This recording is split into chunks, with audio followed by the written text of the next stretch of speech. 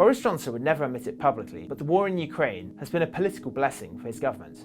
Putin has gravely miscalculated. It has knocked Partygate off the top of the news agenda.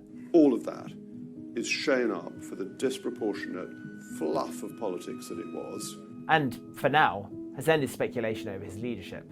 I don't think now is the time to be triggering that leadership election when the Prime Minister and the UK government are rightly fully focused on the war in Ukraine. Perhaps even more crucially, it has provided the Conservatives with an apparent excuse for the approaching living standards catastrophe. Putin's actions do have an impact and on our cost of living, unfortunately. The actions we have taken to sanction Putin's regime are not cost-free for us at home. It may be a bumpy period, but we will get through it as fast and as well as we possibly can. In a recent speech on Ukraine, Liz Truss, the Foreign Secretary, declared, "The UK and our allies will have to undergo some economic hardship as a result of our sanctions.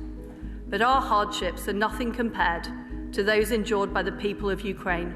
In other words, the living standards crisis is the result of the war in Ukraine, and no one will or should complain because their sacrifices are for the good of the Ukrainian people.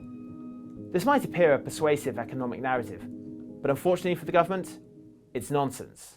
It was the British government that chose to cut universal credit by £20 a week. It was the British government that approved an energy price cap of nearly £2,000 a year. And it was the British government that increased taxes on low-income workers. We have a plan. Rishi Sunak's spring statement was an opportunity for the Chancellor to make amends, but he didn't choose to do so. Our current plan is to increase the NICS threshold this year by £300.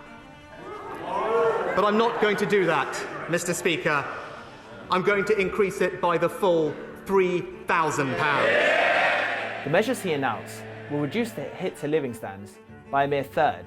This is chiefly because he failed to raise universal credit, the easiest and most effective way to help the low-paid.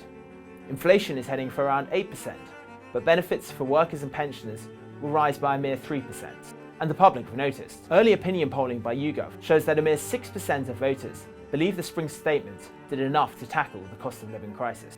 So how will Sunak respond? Don't be surprised if the Conservatives again fall back on the rhetoric of sacrifice and call for blitz-time spirit. Back in 2010, the Conservatives used the budget deficit to justify radical austerity, blaming the last Labour government and insisting there is no alternative. Today is the day when Britain steps back from the brink, when we confront